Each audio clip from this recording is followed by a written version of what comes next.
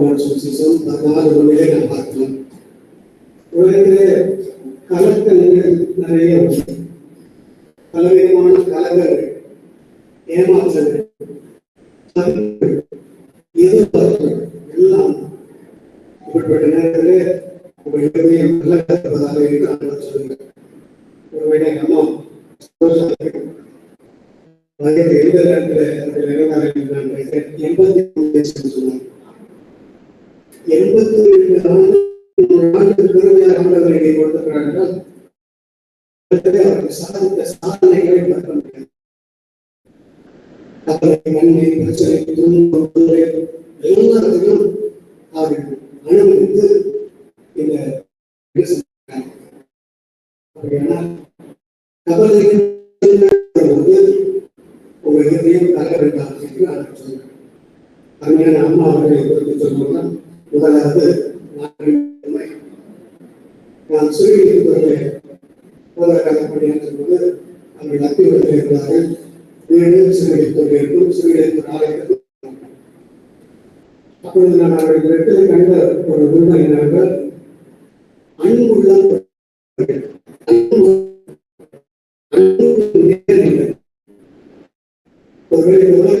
அன்புக்கு ஏங்கி தவித்து கொள்கிறார்கள். பெற்றோர் பிள்ளைகளிடத்தில் எதிர்பார்க்கிறார்கள், பிள்ளைகள் பெற்றோரிடத்தில் எதிர்பார்க்கிறார்கள் அன்பு. அதே போல மாணவர்கள் ஆசிரியர்கள், ஆசிரியர் மாணவர்கள், இப்படி அன்பை எதிர்பார்க்கிறார்கள். அன்பு செலுத்துவதற்கு ஆலயங்கள் எதை பார்த்தாலும் கொடூரம், கோபம், முக பாதனை பார்த்தா அவ்வளவு கொடூரம் இருக்கும். கொஞ்சம் கிறிஸ்தவர்கள் முடியாது அப்படின்னு சொல்லுவோம். அந்த அன்புக்கு ஏங்கி கொண்டிருக்கிறோம் இந்த உலகத்தில் மனிதர்களாகிய நம் ஒவ்வொருவரும். அந்த அன்பை உலகத்திலே குறிப்பாக அவர்கள் கொடுத்தார்கள் என்றால் அன்பு. இந்த அன்புக்கு ஈடு இயேசு. அன்புக்கு நிகழ் அவர்தான். இந்த மனுஷன் அன்பு உள்ளதான். ஆனால் அம்மா அவர்கள் கொண்ட பெற்றிருக்கிற அன்பை மற்றவர்கள் பகிர்ந்து கொள்வார். இந்த மனுஷனுக்கு அன்பு குறைவுள்ளதாக இருந்தாலும் பெரிய அன்பு.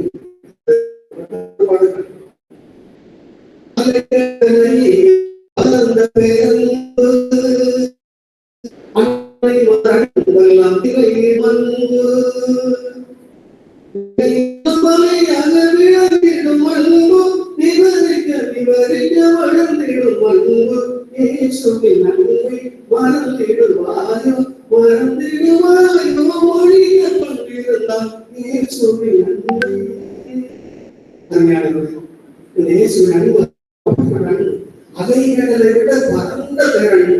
அந்த அன்புக்கு ஈடாக அம்மா சரோஜா அவர்கள் இருந்தார்கள். எப்படி அவர்கள் காட்டின அன்பு, அவர்கள் காட்டின அன்பை அந்த அன்பு பிள்ளைகளை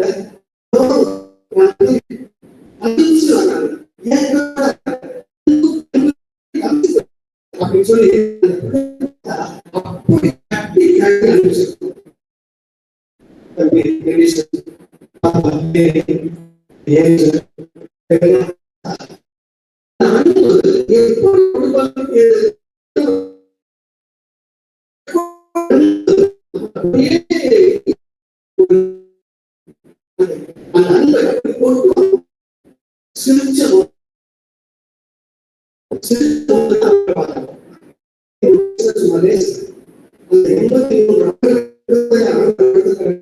அந்த அன்பின் இறுதியை இரண்டாவது அவர்களை நான் பார்த்தது அரவணைக்கும் அன்பு. முதலாவது சாதாரண அன்பு, கொடுக்கின்ற அன்பு. இப்போ இரண்டாவது அரவணைக்கும் அன்பை நான் அங்கே பார்ப்பதை காணப்படுது. யாரு போனாச்சு, அம்மா எனக்கு இது வேணும், நான் கஷ்டத்துல இருந்தேன் அப்படின்னு சொல்லி யாருக்கு என்ன கேட்டாலும் சொல்லி அப்படியே அரவணைப்பாங்க. இந்த கோழி தன் குஞ்சிகளை சேர்த்துல எப்படி நிறைய குஞ்சு இருக்கும், கோழி பக்கத்திற்கும் 10 வருஷம் ஏதாவது சொல்லணும் அப்படியே சேர்த்துடும். அதை போல அம்மா சரோஜா அவர்கள் பிள்ளைகள் அப்படியே வருவாங்க. ஐயோ அங்க அப்படி இங்க எப்படி நான் வேலை செய்யற இடத்துல எப்படி நான் எந்த பணி இருந்தாலும் பக்கமான கஷ்டத்துல இருக்கேன் அப்படின்னு சொல்லி அம்மா கலந்தவனே அப்படியே அம்மா அப்படி கட்டி பிடிச்சு அணைச்சு ஆறுதல் கொடுப்பாங்க, அரவணைப்பாங்க. அந்த பிள்ளைகள் எப்படி அரவணைக்கிறோம் அப்படி அரவணைப்பாங்க. எனக்கு தெரியும் இந்த 3 பேர் பிள்ளைகள் எல்லாம் எங்க வீட்டுல அடிக்கடி வருவாங்க. அப்படி அவங்க கவிப்பாங்க, எனக்கு ஆறுதல் சொல்ல இல்லையே யாருங்க அப்படின்னு சொல்லி எல்லாரும் இருப்பாங்க. அப்போ எவ்வளவு யார் சொல்லணும், பெத்த தாய் அந்த அன்பு ஆறுதல் கொடுக்கிறது எவ்வளவு எத்தனை பேர் ஆறுதல் கொடுக்கலாம், எத்தனை பேர் அரவணைப்பு கொடுக்கலாம். ஆனா தாயினுடைய அரவணைப்புக்கு எவ்வளவு பெரிய அரவணைப்பு. அந்த அரவணைப்புகளை தாங்கி தாங்கி தாங்கி பிள்ளைகளை நடக்கிறத பார்த்தா யாரும் அப்படி செய்ய முடியாது. அப்படிப்பட்ட ஒரு அரவணைப்பில அவர்கள் சிறந்தவர்கள் என்பதை சொல்லியிருக்கிறார். தன்னுடைய கணவர் மனசோடி சாப்பிட்டாரு. அவர் ஏதாவது வேலைக்கு போயிட்டு வந்தா சரி அப்படி கவலையோடு வந்திருப்பாரு. அப்படி கவலையோடு வந்தாலும் அந்த நேரத்தில் அம்மா சரோஜா அவர்கள் நினைச்சாங்க, என்ன அவங்களுக்கு என்ன ஆச்சு, என்ன வேணும் என்று அவர் அன்போடு கேட்டு அவர்களுக்கு ஆறுதல் சொல்லி அவங்களை உட்கார வச்சு டீ கொடுத்து எவ்வளவு ஆறுதல். இது நீங்கள் செஞ்சது ஒரு பிரயோஜனம் இல்லை.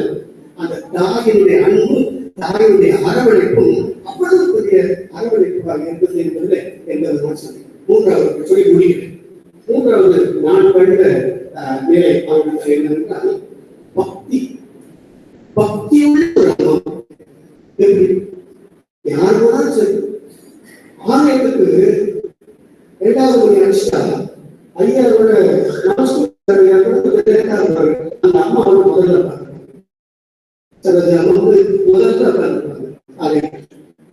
அடுத்து எங்களை மாதிரி அழுகி கொண்டு யார் ஐயா வாங்க அப்படின்னு சொல்லி உபசரிக்கிறது.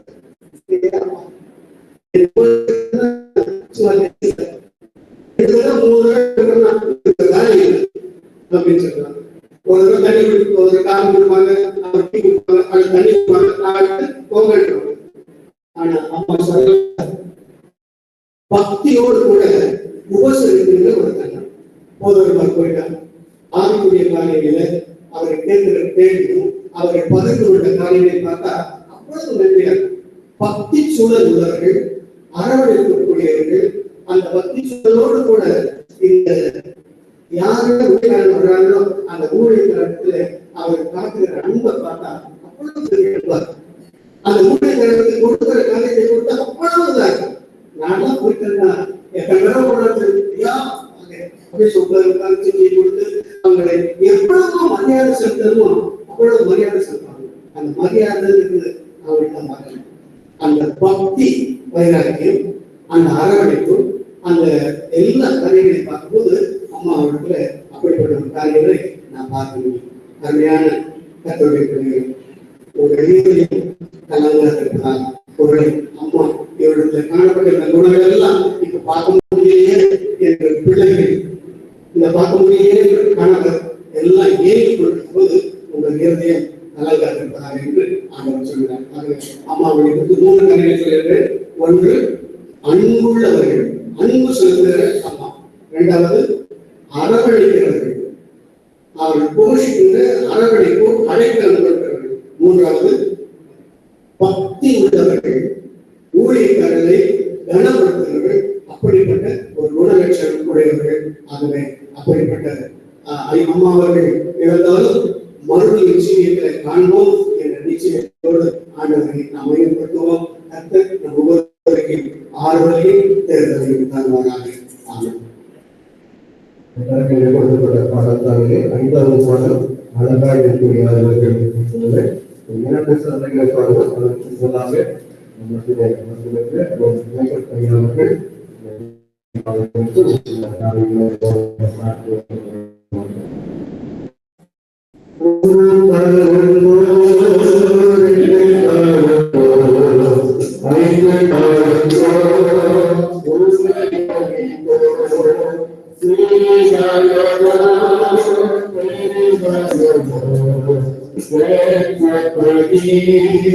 Thank you.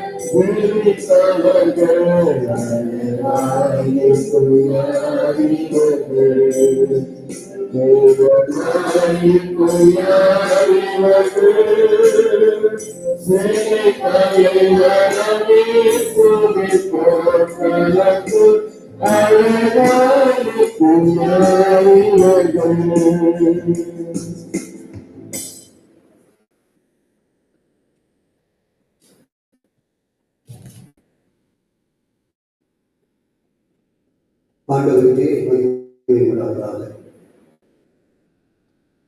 பரம இறைப்பார்களுக்குள் சென்றிருக்கின்ற நாங்கள் அதிகமாக நேசிக்கின்ற சரோஜா அவர்களை குறித்ததான சில சாட்சியுள்ள காரியங்களை உங்களோடு கூட பகிர்ந்து கொள்ள நான் முன்னிருக்கிறேன்.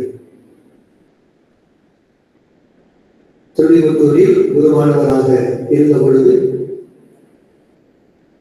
திரு நமஸ்கோடி குடும்பம் எங்களை அதிகமாக நேசிக்கின்ற ஒரு குடும்பமாக அவர்கள் இருந்தார்கள். இன்று வரை அந்த உறவு தொடர்ந்து கொண்டிருக்கிறது என்று நான் கூறிக்கொள்வதில் மகிழ்ச்சி அடைகிறேன். முதலாவது அம்மாவை குறித்து சொல்ல வேண்டும் என்றால், அவர்கள் ஒரு தெரிந்து கொள்ளப்பட்ட ஒரு பாத்திரம், சோசல் வெசல் ஆஃப் காட். அவர்கள் தெரிந்து கொள்ளப்பட்ட ஒரு முதலாவது அவர்களை குறித்து நான் சொல்கிறேன். என்றைக்கே தன்னுடைய வாழ்க்கையில் இயேசு கிறிஸ்துவை சொந்த இரட்சகர் நாள் முதல் கொண்டு அவர்கள் மறிக்கின்ற நாளை கடவுள் பேரில் வைத்து அவர்கள் ஒருபோதும் விடவில்லை. அதை நாங்கள் கண்கூடாக பார்ப்பது உண்மை. அது மாத்திரமல்ல, அவர்கள் ஆலய காரியங்களில் ஆர்வத்தோடு கூட அவர்கள் பங்கெடுப்பார்கள். ஆராதனை முடிந்தவுடன் இவருடைய வீடுகளுக்கு வந்து அவர் கொஞ்ச நேரம் பேசிவிட்டு தான் போவார், விசாரித்து விட்டு தான் போவார். அது மாத்திரமல்ல, நமஸ்கோடி ஐயா அவர்கள் ஒரு பள்ளியுடைய தலைமை ஆசிரியராக இருந்தார்கள்.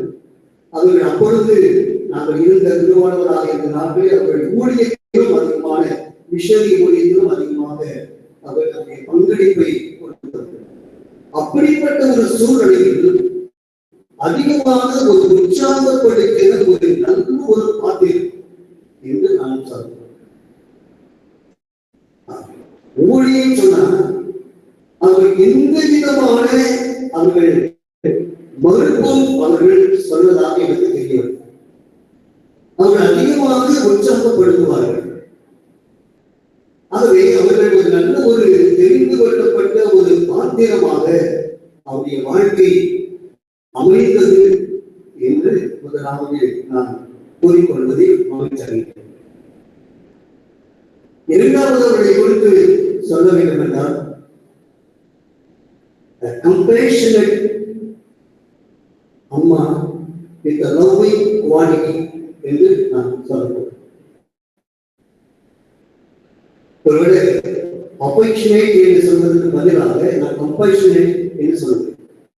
எல்லாத்திலும் அவர்கள் மிகவும் ஒரு கரிசனையோடு கூட ஏற்றுக்கொள்ளுகின்ற மனநிலை அவர்களுக்கு.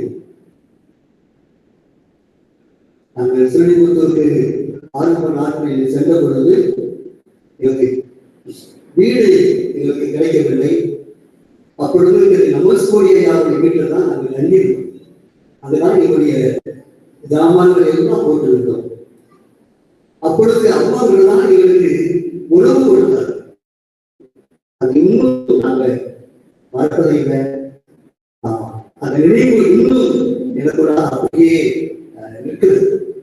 ஆகவே எங்களை அன்போடு கூட அவர்கள் ஏற்றுக்கொண்டு எங்கள் மேல் கரிசனையோடு கூட ஏற்றுக்கொண்டு எங்களை தங்களுக்கு வேண்டிய உபசரிப்புகளை செய்வதில் அம்மா அவர்கள் மிகவும் மகிழ்ச்சியோடு அதை செய்தார்கள். மகிழ்ச்சியோடு செய்தார்கள். இரண்டாவது, நாங்கள் அங்க இருக்கும்போது திருமணம். அப்பொழுது என்னுடைய மனைவி அப்பதான் முதல் பிரசவத்திற்காக ஆயத்தப்படுகிறார்கள். அப்பொழுது அவர்கள் அடிக்கடி வந்து எங்களோடு கூட பேசி எங்களை உற்சாகப்படுத்தினவர்கள் அவர்கள் ஒருவர். அது மறக்கவே முடியாது. என் மூத்தவங்க இன்னும் சொல்வாங்க. அவர்கள் அடிக்கடி ஆலோசனை கொடுத்து செல்வார்கள்.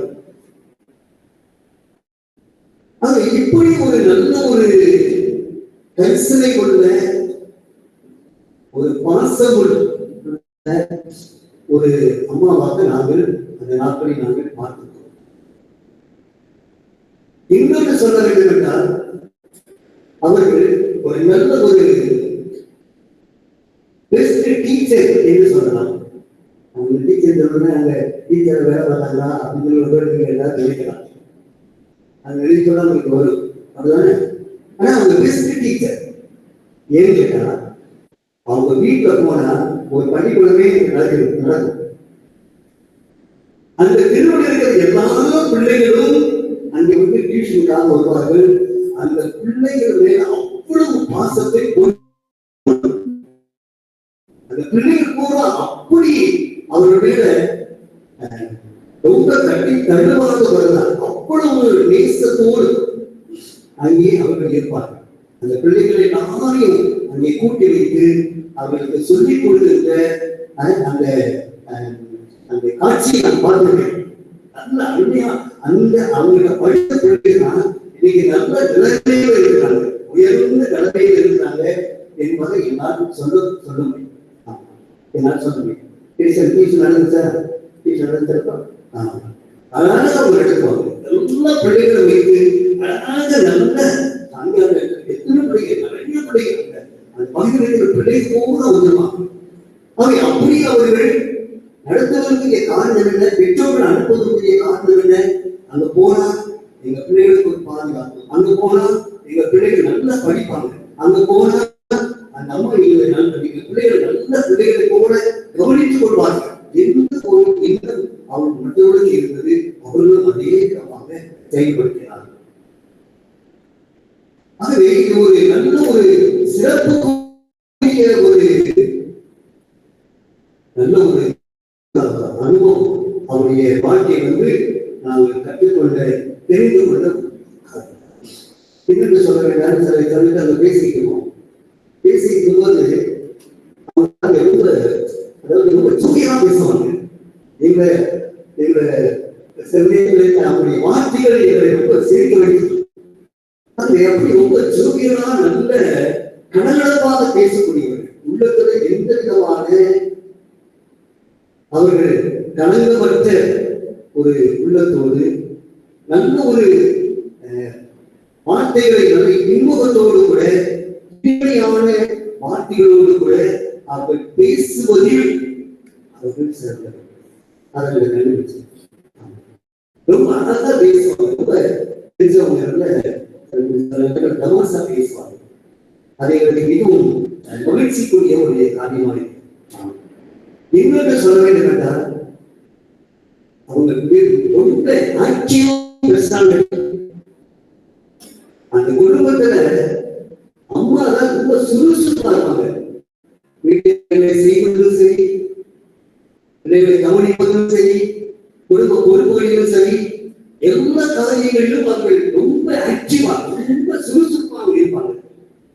அப்படியே ரொம்ப சுறுசுறுப்பா இருப்பாங்க. ஆமா, நம்ம என்ன இவ்வளவு அங்க போறீங்க ஓடுறீங்க அப்படின்னு சொல்லுவோம். ரொம்ப சுறுசுறுப்பா செய்யணும். ஆமா, அவ்வளவு சுறுசுறுப்பானவர்கள், சோர்ந்து போனதை நாங்கள் பார்த்ததே இல்லை. அவ்வளவு சுறுசுறுப்பாக தன்னுடைய குடும்பத்தை உயர்த்த வேண்டும், தன்னுடைய குடும்ப உறவுகளை சரிபடுத்த வேண்டும், தன்னுடைய குடும்பத்தில் இருக்கிற பிள்ளைகள் நல்வாழ்வை பெற்றுக் கொள்ள வேண்டும் என்று நல்ல சுறுசுறுப்பாக செயல்பட்டவர்கள். ஆகவே அவருடைய இந்த சாட்சி எனக்கு அப்படியே மனதில் இன்னுமாக அப்படி நின்று கொண்டே இருக்க. ஆகவே நல்ல ஒரு காரியங்களை சொல்ல வேண்டும். கடைசியாக சொல்றேன், அவங்க ரொம்ப டெண்டன்ஸ். யாராவது போனாலும் சரி, உதவி செய்வதில் முன்பதாக வைப்பார். உதவி செய்வதில் முன்பாக வைப்பார். எந்த விதமான மாற்று கருத்தும் அவர்கள் சொல்லாதவர்கள், நல்ல உதவி செய்யக்கூடியவர்கள், குறிப்பாக குருவானவருடைய கொடுப்பதற்கு அதிகமான உதவி செய்யக்கூடியவர்கள். என்னவையெல்லாம் கொண்டு வந்து கொடுத்துருவாங்க, உதவி செய்யக்கூடியவர்கள். நாங்கள் அப்ப திரும்ப முடித்து எங்களுக்கு இருந்தோம், வீட்டில் ஏதாவது பின்பற்றுறதுனால கொண்டு வந்து கொடுத்துருவாங்க. ஆகவே அப்படி ஒரு நல்ல ஒரு ஹெல்பிங் டெண்டன்ஸ் நம்ம அம்மாவுடைய இந்த சாட்சி உள்ள வாழ்க்கைக்காக நான் ஆண்டவருக்கு நன்றி சொல்கிறேன். ஆண்டவரை நாம வழிபடுவாங்க.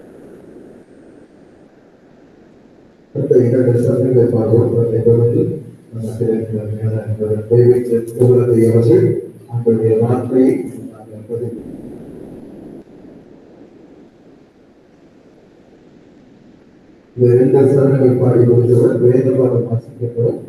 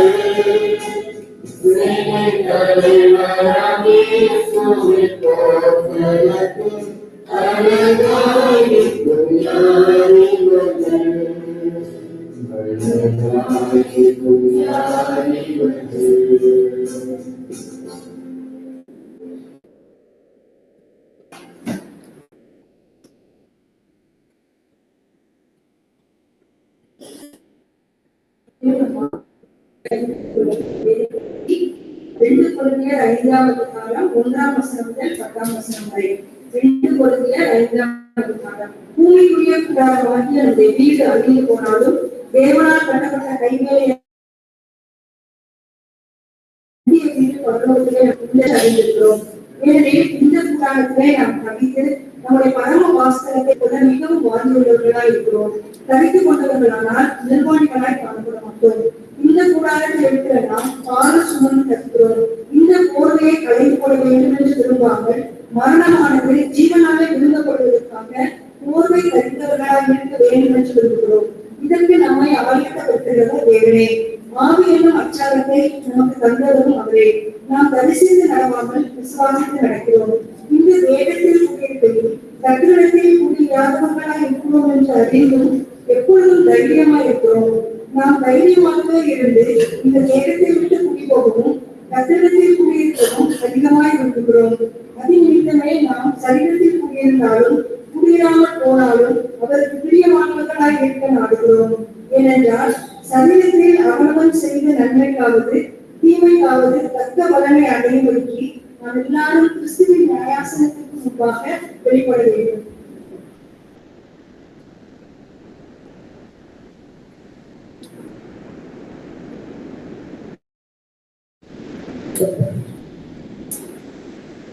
திருமதி சரோஜாவியாருடைய வாழ்வுக்காக நாம் ஆண்டவரை துதிக்கும்படியாக இருக்கிறோம். சிறுவனிபுத்தூர் அத்திகுளம் 2 சபைகளிலுமே திரு நமஸ்கோடி திருமதி சரோஜாமையார் அவர்களை குறித்து தெரியாதவர்களுக்கு தெரிவிக்கிறார். அந்த சிறுவித்து குருசேகரத்தை பணிபுரிந்த 2 போதகர்கள் அவர்களை குறித்து சொன்ன நல்ல சாட்சிகளை நாம் கேட்டோம். அதற்காக நாம் ஆண்டவருக்கு நன்றி சொல்லுவோம். 1979, 80 ஆண்டுகளிலே சிறுவித்து திருச்சபையிலே உபதேசியராக பணிபுரிந்த நாட்களை நான் நினைத்து பார்க்கிறேன். திரு நமஸ்கோடி ஆசிரியர் அவர்கள் அந்த நாட்களிலே நண்பர் சுவிசேஷ வகுப்பை நடத்துவார்கள். வாரத்திற்கு ஒரு முறை ஆலயத்தை கூடி தெரிவிப்பார்கள். இன்னும் அந்த நண்பர் சுவிசேஷ வகுப்பில் ஊழியத்தில் அதிகமாய் தன்னை ஈடுபடுத்திக் கொண்டவர்கள். ஒருவேளை அவர்கள் பணிகளை பெற்ற பிற்பாடு அல்லது அவர்களுடைய பலவீனத்தின் மிக்கமாய் அந்த பணிகளை நேரடியாக செய்ய முடியாத இந்த கால சூழ்நிலையிலே ஒருவேளை அந்த பணியை அவருடைய மகன் தொடர்வதை குறித்து நான் அதிகமாய் மகிழ்ச்சேன். அம்மாவை பற்றி அநேக காரியங்கள் சொன்னார்கள். நான் ஒரே ஒரு குறிப்பை மட்டும் சொல்லி நான் படிக்க கேட்ட திருமறை பகுதிக்கு நேராக நம்முடைய கவனத்தை எத்தனையோ ஊழியர்கள் இருக்கிறது இந்த உலகத்துல. நேரடியாகவும் மறைமுகமாகவும் பணிபுரிகிற ஆண்டவருக்கு உழைக்கிற அநேக ஊழியர்கள் இந்த உலகத்தில் இருக்கிறது. ஆனால் பொதுவாக அநேக நினைவு கூட ஊழியர் இருக்கிறது. இந்த ஊழியர் என்ன என்றால் சப்போர்ட்டிங் மினிஸ்டர், ஆதரவு அளிக்கும் ஒரு ஊழியர். அது என்ன சப்போர்ட்டிங் மினிஸ்டர்? திரு நமஸ்கோடி ஐயாவை குறித்து சொல்லும் போது அவர்களுடைய ஊழிய ஈடுபாடுகளை குறித்து சொல்லுவார்கள். அவர்களுடைய சிறந்த ஆசிரியர் பணியை குறித்து சொல்லுவார்கள். இதற்கெல்லாம் ஒரு பின்புலம், ஒரு ஆதரவு வேண்டும். அதுதான் சப்போர்ட்டிவ் மினிஸ்டர். அம்மா அவர்கள் குடும்பத்திலும் சரி, தனது கணவருக்கும் சரி, திருச்சபையிலும் சரி, திருச்சபையினுடைய பணிவிடையாளர்களுடைய வாழ்விலும் சரி, ஒரு சப்போர்ட்டிவ் மினிஸ்டராக ஆதரவளித்த ஒரு ஊழியக்காரியாக தன்னுடைய ஊழியத்தை அவர்கள் நிறைவு செய்திருக்கிறார். ஒரு பரிபூர்ணமான வயது, ஒருவேளை அவர்களுடைய கடைசி ஆண்டுகள் சரீரத்திலே அவர்களுக்கு சில பலவீனங்கள் இருந்தாலும் கூட அவருடைய பண்புகள் கடைசி வரை விசுவாசத்தை வெளிப்படுத்துகிற பண்புகளாகவே இருந்தது. அவர்கள் வீட்டிற்கு நான் சென்றால் கொஞ்ச நேரம் பேசிக் கொண்டிருந்தாலும் சரி, ஐயா அவர்களுடைய ஹாஸ்பிட்டாலிட்டி, அவருடைய சப்போர்ட்டிங்கா பிள்ளைகளுக்கும் சரி, ஊழியர்களுக்கும் சரி ஆதரவு அளித்துக் கொண்டிருந்த அவர்களுடைய அணுகுமுறை, இவையெல்லாம் இன்றைக்கு தேவை. பொதுவாக உலகத்தில் இன்னைக்கு ஆலோசனை சொல்வதற்கு 1000 பேர் இருப்பார்கள், திறனாய்வு செய்வதற்கு 1000 பேர் இருப்பார்கள். ஆனால் சப்போர்ட்டிவாக ஒரு ஊழியத்தை, அந்த ஊழியர்களை, அந்த குடும்பத்தை ஆதரவளித்து உற்சாகம் ஊட்டுகிறவர்கள் இன்றைக்கு அதிகமாக தேவை. அருமையான அம்மா அவர்கள் அப்படிப்பட்ட ஒரு மேலான ஊழியத்தை இந்த ஊழியத்திலே, இந்த உலகத்திலே நிறைவேற்றி தன்னுடைய வாழ்க்கை ஓட்டத்தை முடித்திருக்கிறார்கள். அதற்காக நாம் ஆண்டவர்களுக்கு நன்றி செலுத்துவோம். அது இன்றைக்கு அவர்களுடைய வாழ்வில் இருந்து நீங்களும் நானும் கற்றுக்கொள்ள வேண்டிய ஒரு முக்கியமான பாடம். அநேகருக்கு ஆலோசனை சொல்லுகிறோம், திறனாய்வு செய்கிறோம், குறை சொல்லுகிறோம், அவர்களுக்கு இருக்கிற காரியங்களை குறித்து பேசுகிறோம். நல்லதுதான், அது நான் வேண்டாம் என்று சொல்லவில்லை. ஆனால் ஆதரவாக இருப்போம். இங்கிருக்கிற நாம் எல்லாருமே சப்போர்ட்டிவ் மினிஸ்டராக வாழ முடியும். இங்கிருக்கிற நாம் எல்லாருமே ஊழியர்களை குடும்பத்தை சப்போர்ட் பண்ணி, அவர்களை என்கரேஜ் பண்ணி, அவர்களை உருவாக்குகிற பணியிலே நம்மால் ஈடுபடக்கூடிய நீயும் ஈடுபட வேண்டும் என்பதை அம்மாளுடைய வாழ்க்கை நமக்கு நினைவுபடுத்துகிறது என்பதை நான் இந்த நேரத்திலே சொல்லிக் கொள்கிறேன். நம்ம பேசின போது ஐயாவா 2 பேரும் சரி நான் சரி திரும்ப நாங்கள் சொல்ற ஒரு விஷயம், அம்மாவுடைய வாழ்வுக்காக ஆண்டவருக்கு நன்றி சொல்லுவோம். அவங்க இன்னைக்கு இல்லை, அவங்க இந்த உலகத்தை விட்டு கடந்து போய்விட்டார்கள். ஆனா அவங்க இல்லை என்பதினாலே நமக்கு ஒரு பக்கத்துல கவலை இருக்கிறது, கண்ணீர் இருக்கிறது. அவர்கள் இன்றைக்கு நம்மோடு பேசவில்லையே, நம் அவர்களிடத்திலிருந்து எதையும் நாம் பெற்றுக்கொள்ள முடியவில்லையே செய்கிறது. ஆனாலும் நாம் ஆண்டவருக்கு நன்றி சொல்லுகிறோம். அவர்கள் வாழ்ந்த நாள் மட்டும் அவருடைய வாழ்வுக்காக நாம் ஆண்டவரை துதிக்கிறோம். என்ன காரணம்? 2 வகை வாழ்க்கை இருக்கிறது. நான் படிக்க கேட்ட திருமறை பகுதி அதை 2 வார்த்தைகளிலே நமக்கு சொல்லுகிறது. ஒன்று கூடார வாழ்க்கை, இன்னொன்று வீடு. கூடாரம் வீடு என்கிற 2 வார்த்தைகள் அந்த பகுதியில் இருக்கிறது. கூடார வாழ்க்கை என்பது தற்காலிகமான ஒரு வாழ்க்கை, நிரந்தரம் இல்லாத ஒரு வாழ்க்கை. வீடு என்பது நிரந்தரமான ஒரு வாழ்க்கை இருக்கிறது. எனவேதான் பவுரடியா வீடு சொல்லாதபடி அதற்கு இன்னொரு வார்த்தையை இணைத்து சொல்லுகிறார், நித்திய வீடு என்று சொல்லுகிறார். நித்தியம் என்றால் நிரந்தரமான வீடு என்று சொல்லுகிறார். 2 விதமான வாழ்வுக்குள்ளாகவும் நீங்களும் நானும் கடந்து செல்ல வேண்டும். அருமையான அம்மாளவர்கள் கூடார வாழ்க்கை வாழ்ந்தார்கள். கூடார வாழ்க்கையிலே அநேகருக்கு பயனுள்ள, அநேகரை ஆதரவளிக்கிற, உற்சாகப்படுத்துகிற ஒரு சப்போர்ட்டிவ் மினிஸ்டராக இந்த உலகத்திலே செயல்பட்டார்கள். இன்றைக்கு அவர்கள் நித்திய வீடு என்கிற வாழ்வுக்குள்ளாக பிரவேசித்திருக்கிறார். இது நிரந்தரமான, தற்காலிகமான வாழ்வு முடிந்துவிட்டது என்று நாம் கவலைப்பட்டுக் கொண்டிருக்கிற இந்த நேரத்திலே வேதம் நமக்கு நினைவுபடுத்துகிற ஒரு முக்கியமான செய்தி, அவர்களுக்குரிய கூடார வாழ்வு முடிந்துவிட்டது என்பது உண்மைதான். ஆனால் இன்றைக்கு அவர்கள் நித்திய வாழ்வுக்குள்ளாக பிரவேசித்திருக்கிறார். அதற்காகவே நாம் அவருடைய வாழ்வுக்காக நன்றி சொல்கிறோம். கூடாரப்பட்டது நாம் படிக்க கேட்ட திருமறை பகுதியிலே 4வது வசனம் விதமாய் சொல்லுகிறது, இந்த கூடாரத்தில் இருக்கிற நாம் பாரம் சுமந்து தவிக்கிறோம். இது பாரம் உள்ள சுமை சுமக்கிற ஒரு வாழ்வு. ஒருவேளை இந்த உலகத்திலே ஆண்டவர் நமக்கு பல்வேறு விதங்களிலே நன்மைகளை கட்டளையிட்டிருந்தாலும் கூட பாரம் தவிப்பும் கண்டிப்பாக எல்லாருடைய வாழ்விலும் இருக்கிறது.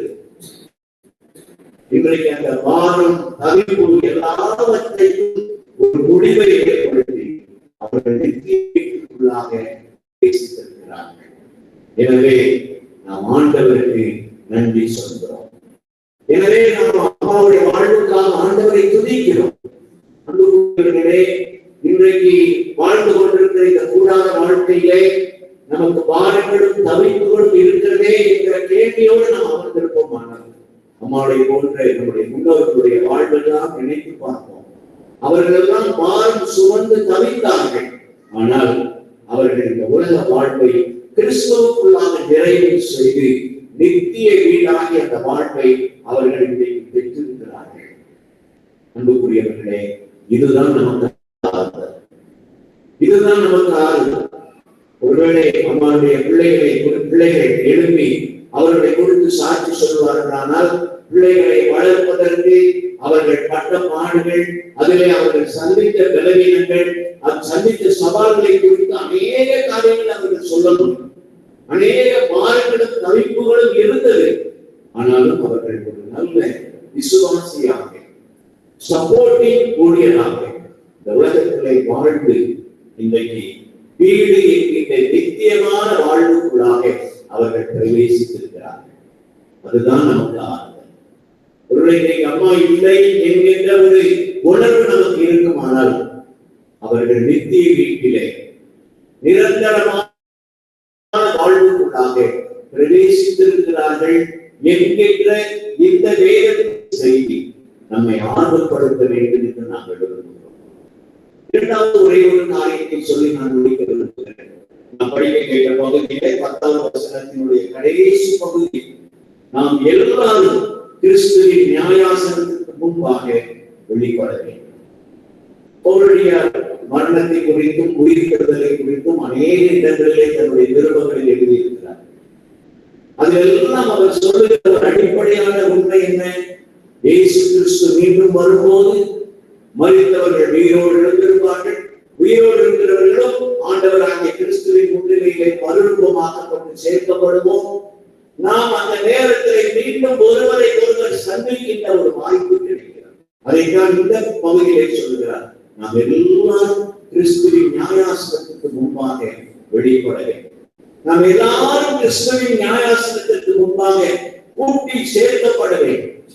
மரித்தவர்கள், கிறிஸ்துவின் வருகை நாளிலே வாழ்ந்து கொண்டிருப்பவர்கள் அனைவரும் நாம் அங்கே சேர்க்கப்பட வேண்டும். அப்படின்னா அதனுடைய அர்த்தம் என்ன? அம்மாவை இனிமேல் காண முடியாதா என்கின்ற ஒரு உணர்வோடு நாம் இருப்போமானால் அந்த நாள் அவர்களை மீண்டும் ஒருவரை ஒருவர் பார்க்க போகிறோம், முகமுகமாய் சந்திக்க போகிறோம், முகமுகமாய் அவர்களை கிறிஸ்துவின் பிரசன்னத்திலே சந்திக்க இருக்கிறோம். இது நமக்கு கற்றுக் கொடுக்கிற அல்லது நினைவுபடுத்துகிற இன்னொரு முக்கியமான காரியம் என்ன என்றால், நம்முடைய விசுவாசத்தின் அடிப்படையில இந்த மரணம் என்பது ஒரு தற்காலிகமான பிரிவுதான். இது ஒரு தற்காலிகமான பிரிவுதான். தற்காலிகமாக அம்மாளர்கள் நம்மை விட்டு பிரிந்திருக்கிறார்கள். ஒரு நாள் வரும், அந்த நாளிலே நாம் எல்லாரும் ஆண்டவருடைய பிரசன்னத்திலே நியாயாசனத்திற்கு முன்பாக கூட்டி சேர்க்கப்பட போகிறோம். அப்படி சேர்க்கப்படும் போது மீண்டும் அம்மாளை நாம் காண போகிறோம். இதுதான் நமக்கு ஆறுதல். இன்றைக்கு அவர்கள் நமக்கு இல்லை என்பது ஒருவேளை தண்ணீரை நம்முடைய மனதிலே வருத்தத்தை ஏற்படுத்தினார். அவர்களை மீண்டும் காண்போம் என்கிற உயிர்த்தெழுதலின் நம்பிக்கை நமக்கு கொடுக்கப்பட்டிருக்கிறது. அவருடைய தசனிக்கையை சொல்லும்போது விதமாய் சொல்லுகிறார், இந்த வார்த்தைகளினாலே நீங்கள் ஒருவரை ஒருவர் தேற்றுங்கள். இந்த வார்த்தை உயிர்த்தெழுதலின் நம்பிக்கைக்குரிய வார்த்தைகளினாலே நீங்கள் ஒருவருக்கு ஒருவர் ஆதரவாய், ஆறுதலாய், தேர்தலாய் நீங்கள் நடந்து கொள்ளுங்கள் என்று சொல்கிறார். அன்புக்குரியவர்களே, அம்மாவுடைய வாழ்வு ஒரு சப்போர்ட்டிங் மினிஸ்டர், ஒரு ஆதரவடைந்த உற்சாகப்படுத்தக்கூடிய ஒரு ஊழியக்காரியாக இந்த உலகத்திலே வாழ்ந்து மறைந்திருக்கிறார்கள். பாரம் சுமக்கிற கூடாத வாழ்வு அவர்களுக்கு முடிவு பெற்றது. இப்பொழுது நித்திய வீட்டுக்குள் பிரவேசித்திருக்கிறார்கள். நித்திய வீட்டை குறித்து யோவான் தன்னுடைய தரிசனத்திலே காணும்போது இடமாய் சொல்லுகிறார், இரவும் பகலும் அவரை சேவிப்பார்கள். அவர்கள் மத்தியிலே ஆண்டவர் வாசமாயிருப்பார். அவர்களுக்கு இனி வெயில் இல்லை, தாகம் இல்லை, பசி இல்லை, ஒரு நிறைவான வாழ்வு. அதைத்தான் நித்திய வீடு. அன்புக்குரியவர்களே, அப்படிப்பட்ட ஒரு வாழ்விலே அவர்கள் பிரவேசித்திருக்கிறார்கள். எனவே அது நமக்கு ஆறுதல். மீண்டும் அம்மாவை காண்போம் என்கின்ற உயிர்த்தெழுதலின் நம்பிக்கை நமக்கு இருக்கிறது. ஏனென்றால் கிறிஸ்து உயிர்த்தெழுந்தார். மீண்டும் அவருடைய நியாயாசனத்துக்கு முன்பாக நாம் எல்லாரும் கூட்டி சேர்க்கப்பட போகிறோம். அது நமக்கு ஆறுதல். இந்த ஆறுதலின் வார்த்தைகள் இந்த அருமையான குடும்பத்தின் மக்கள் ஒவ்வொருவருக்கும் கூடி வந்திருக்கிற நம் அனைவருக்கும் நம்முடைய விசுவாச பயணத்துல ஒரு புதிய உற்சாகத்தையும் உத்வேகத்தையும் தந்து இப்படிப்பட்டவர்களுடைய நல்ல முன்மாதிரிகளை, விசுவாச முன்மாதிரிகளை பின்பற்றக்கூடிய ஆற்றலை நமக்குள் உருவாக்க வேண்டும். அதுதான் இப்படிப்பட்ட கூட்டங்களுடைய நோக்கமாக இருக்கிறது. அன்புக்குரியவர்களே, நித்திய வீட்டிலே பிரவேசித்திருக்கிற அவனுடைய வாழ்வுக்காக நன்றி சொல்லுவோம். அவர்கள் கூடாத வாழ்க்கையின் பாரத்தை, தவிப்பை எல்லாவற்றையும் தள்ளிவிட்டு இன்றைக்கு எப்போதும் ஆண்டவரை சேவிக்கிற இடத்துல இருக்கிறார்கள். ஆறுதல் பெற்றுக் கொள்வோம். மீண்டும் அவர்களை காண்போம். இந்த உயிர்த்தெழுதலின் நம்பிக்கை நமக்கு ஆறுதலை தந்து தொடர்ந்து அவர்களுக்காக நாம் நிலைத்திருப்பதற்கும் வளர்வதற்கும் நமக்கு உதவி செய்யட்டும். அப்படிப்பட்ட கிருபைகளை ஆண்டவர் தாமே நம் அனைவருக்கும் தருவாராக.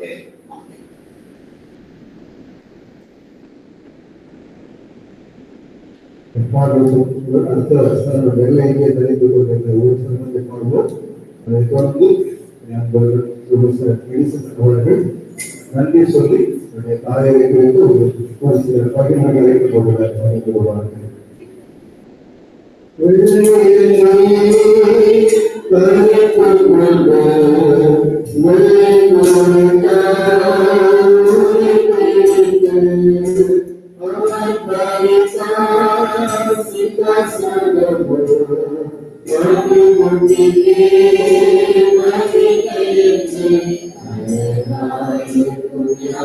நன்றி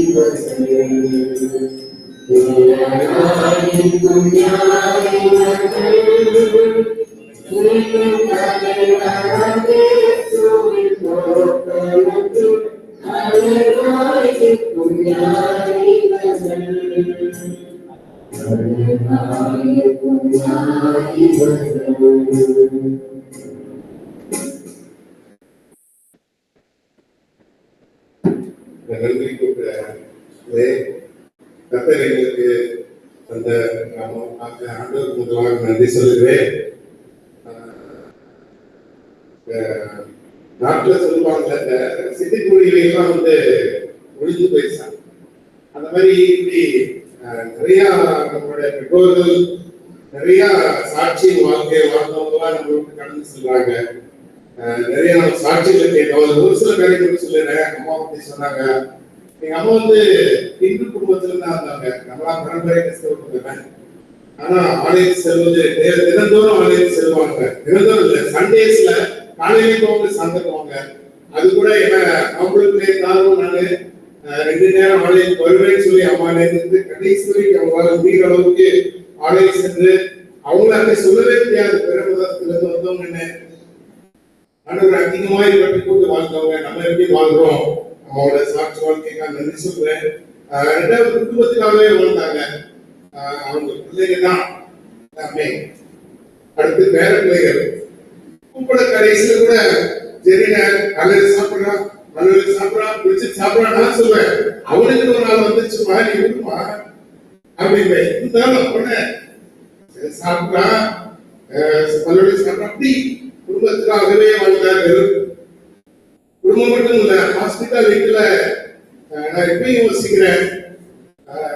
இதுதான் ஐயர்களையும் சிரிப்பதிலையும் ஐயர்கள் மட்டுமல்ல ஊழியக்காரர்கள் நல்ல ஞாபகத்து சாஸ்திரியார் வர்றாங்க.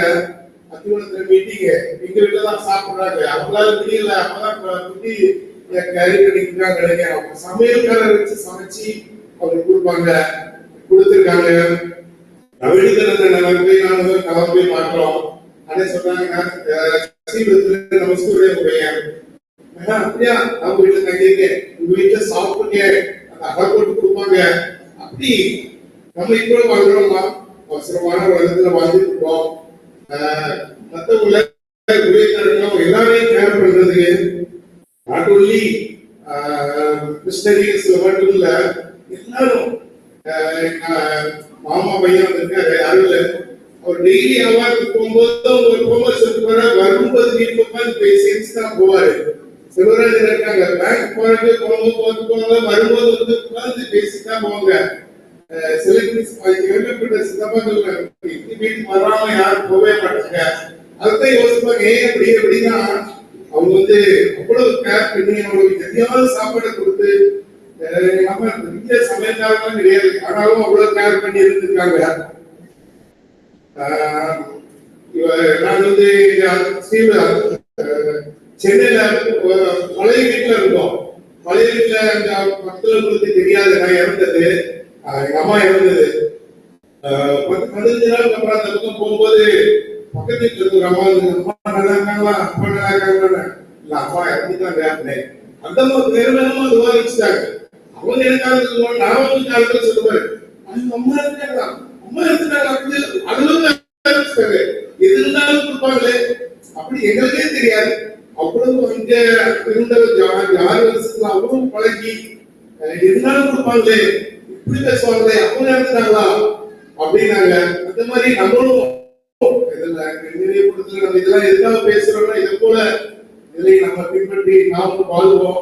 ஆண்டவரை அதிகமாக பற்றி கொண்டவங்க இதுல கூட எங்களுக்கு ஒரு நாள் கூட அந்த வித்தியாசம் தெரியாது. அந்த அளவுக்கு ஆண்டவர் அதிகமாய் பற்றி கொண்டு ஆண்டவர் மேல நம்பிக்கையோடு கடைசி வரைக்கும் இருந்தாங்க. மற்றவங்க உபசரித்தாங்க, குடும்பத்துக்காகவே வாழ்ந்தாங்க. அப்படிப்பட்ட திருவிழை ஆண்டவர் நமக்கு தருவார்கள்.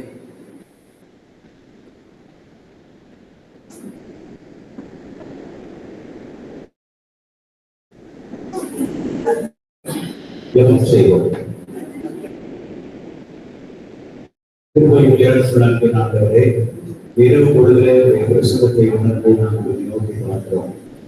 அருமையான அம்மாவுடைய வாழ்வுக்காக நாங்கள் சொல்கிறோம். அவருடைய பற்றி சொல்லப்பட்ட குணங்களுக்காக அவருடைய விசுவாச முன்மாதிரிகளுக்காக நாங்கள் ஸ்தோத்திரிக்கிறோம்.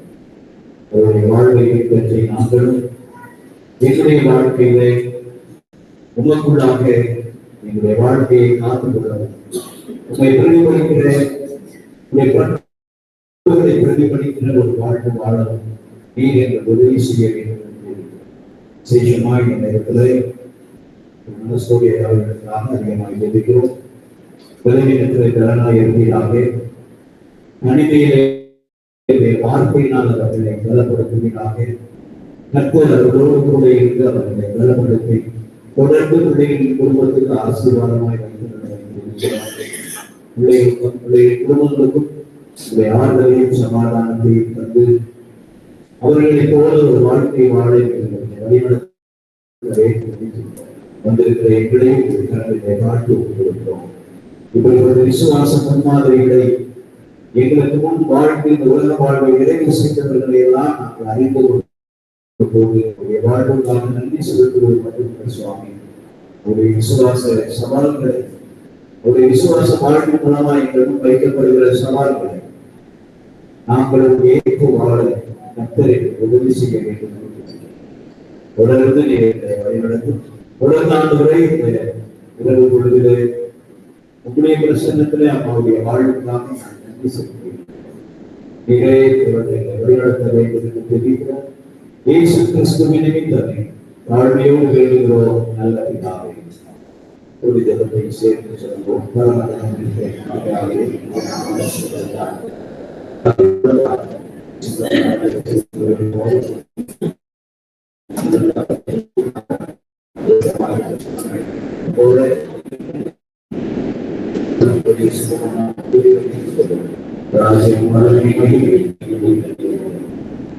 எல்லாவர்களுடைய பாதுகாவலுக்கும் பராமரிப்புக்கும் ஆறுதலுக்கும் சமாதானத்துக்கும் நான் அனைவரையும் ஒப்புக் கொடுக்கிறேன்.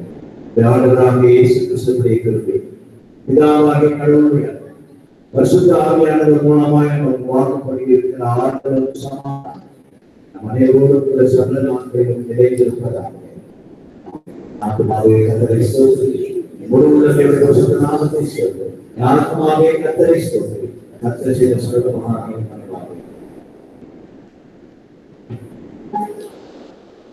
நன்றிகளை நன்றி சொன்னார்கள்.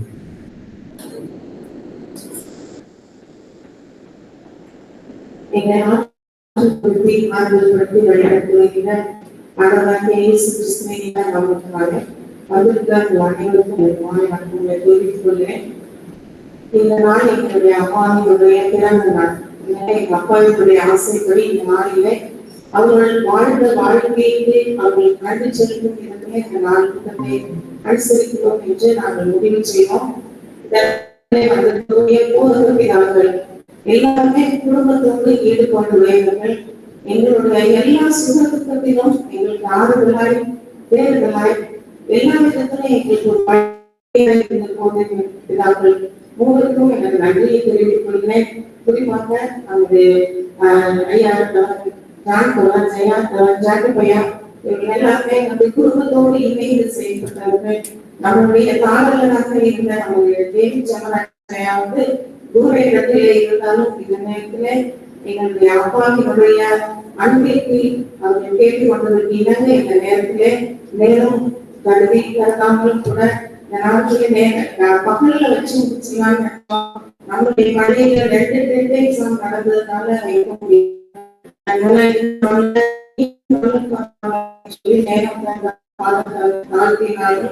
இந்த நேரத்திலே ஒரு ஆறுதலான ஒரு நல்ல செய்தியை செய்திருக்கிறார்கள். நாம் இந்த வசனத்திலும் இந்த மெசேஜ் வாழ்நாள் முழுவதும் மறக்காதான் அதுக்காக உங்களுக்கு நன்றி சொல்லிக்கிறேன் ஐயா. எங்க அப்பா திடீர்னு தான் இருந்தாங்க. ஓசிபி பள்ளி குடும்பமானது செய்த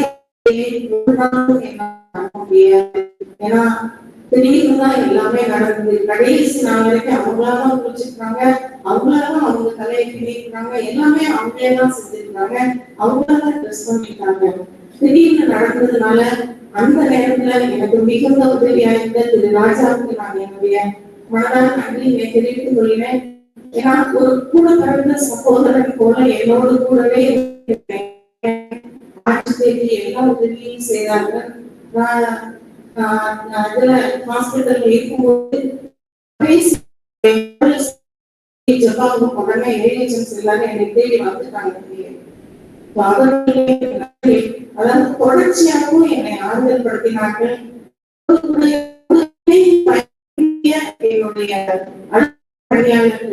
உங்களுக்கு என்னுடைய நன்றியை தெரிவித்துள்ளேன்.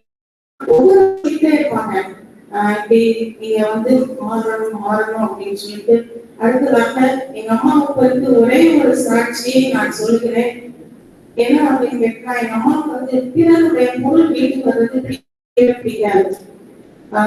என் தம்பி ஞாபகம் இருக்குன்னு நினைக்கிறேன்.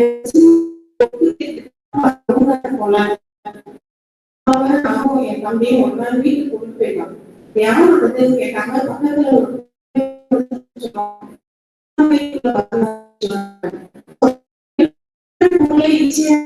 எவ்வளவு பெரிய பொருளாதார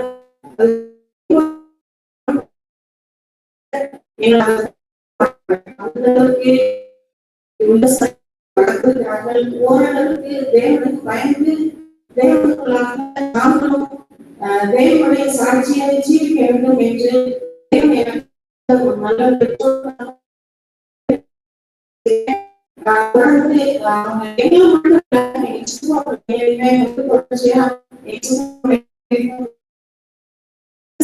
வளர்ப்பாங்க. அவங்களையுமே ரொம்ப ராஜா ஜீவா அவர்களுடைய குடும்பம் எங்களுக்கு மிகவும் உறுதுணையாக இருந்தாங்க. மற்ற எல்லா காரியங்களையும் அமல்ராஜனை வந்து பொருட்களாலே அவங்க பொறுப்பெடுத்து முழுமையா எங்களுக்கு செய்து கொடுத்தாங்க. பிற காரியங்களை செய்து கொடுத்த எங்களுடைய வழிமுறைய ஓட்டுநர்கள் நடத்துனர்கள் அனைவருக்கும் எனது நன்றியை தெரிவித்துக் கொள்கிறேன். குறிப்பாக திரு ராஜேஸ்வரன் அவர்களுக்கும் அவருடைய குடும்பத்தினருக்கும் என்னுடைய நன்றியை தெரிவித்துக் கொள்கிறேன். நம்மளுடைய டியூட்டி ஒர்க்கர் சகமா எல்லா காரியத்திலும் எங்களுக்கு உறுதுணையாக இருந்தாங்க. அதே போல அங்கிருந்து இங்க எல்லாம் எடுத்துட்டு வரும்போது லவ்ஸ் அவங்க வந்து ஃபுல்லாவே எனக்கு கூடவே ஹெல்ப் பண்ணாங்க. அவங்களுக்கே என்னுடைய நன்றியை சொல்லிக்கிறேன்.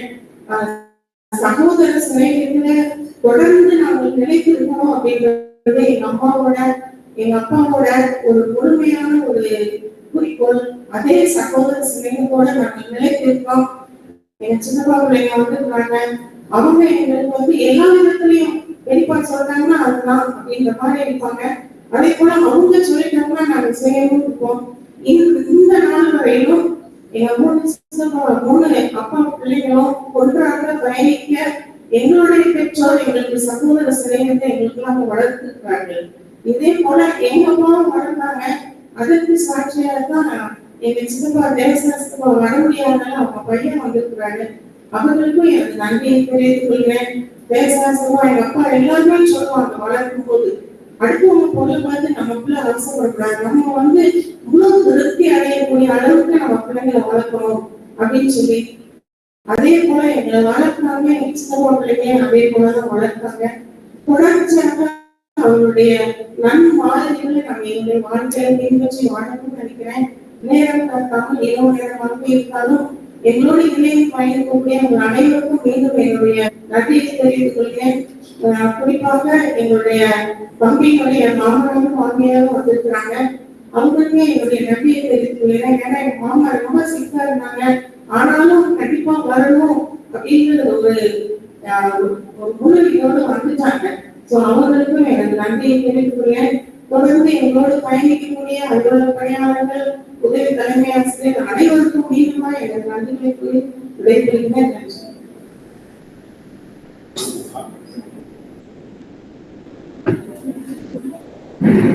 அனைவருக்கும் உணவு ரெடி பண்ணி வச்சிருக்கோம். சாப்பிட்டு போங்க. பஃபே சொன்னா இங்கேயே உட்கார்ந்து சாப்பிடுங்க.